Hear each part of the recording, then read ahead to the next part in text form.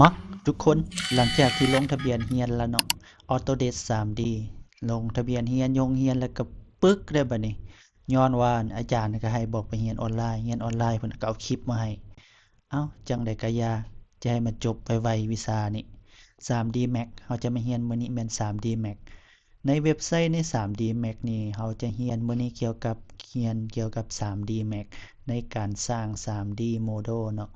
แล้วก็เป็นการสร้างวิดีโอในโปรแกรม 3D Max นี้แต่ความจริงแล้วโปรแกรม 3D Max นี่บ่ได้ถูกเลยคันหากว่าจ่ายเป็นรายเดือน$156อัน Monthly Subscription 256แต่ว่าเฉพาะนักศึกษาแม่นฟรี1ปีเนาะเฮาก็เลยมาใช้สิทธินี้ในบัตรสมาชิกนักศึกษาเฮาแล้วเฮาก็พิมพ์อีเมลเลขบัตรรหัสนักศึกษาเฮาใส่แม่นเฮาจะได้เรียนฟรี เฮามาเริ่มต้นกันเลยว่าในโปรแกรม 3D Max เฮาจะได้เรียนเกี่ยวกับหยังเนาะในมื้อนี้เฮาจะมาขอเว้าเกี่ยวกับพื้นฐานการนำใช้ 3D Max นี้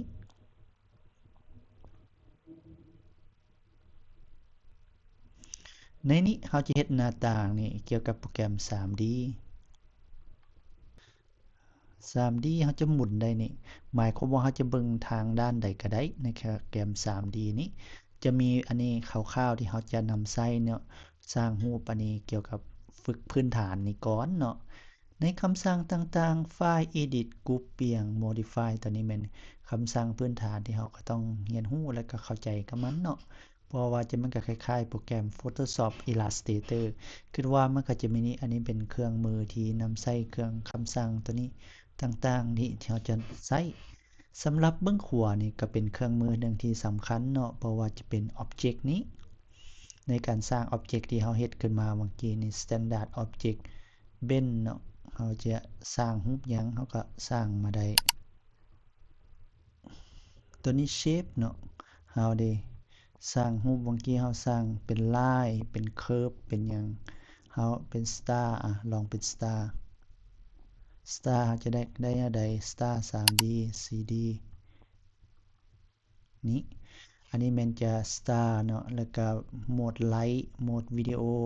dimension เนาะแท็กอยู่ในนี้เราจะทั้งเรียน 3D ทั้งเป็นในแบบของวิดีโอ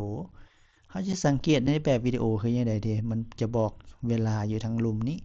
จาก0วิ1วิ2วิ3วินี่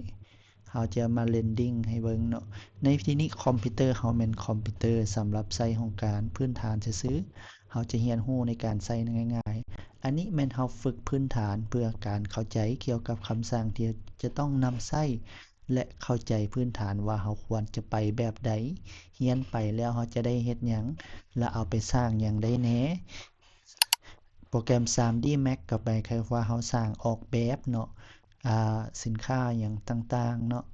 แล้วเราก็มาสร้างโมเดลขึ้นมาเพื่อจำลองว่าสิ่งที่เราเอาไปนำใช้นี้และก็เป็นวิดีโอนำเนาะและเป้าหมายของมันคิดว่าน่าจะนำใช้ได้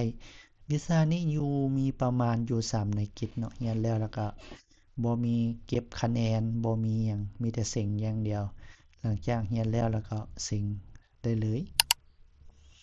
อันนี้มันมื้อที่เป็นมื้อทำอิฐในการเข้าใจความรู้เบื้องต้นเกี่ยวกับ 3D Max เนาะแล้วเราจังจะไม่ว่ากันใหม่ลาก่อนแล้วพบกันใหม่ในคลิปต่อไปคือจะได้เรียนยาวไกล3เดือนนี้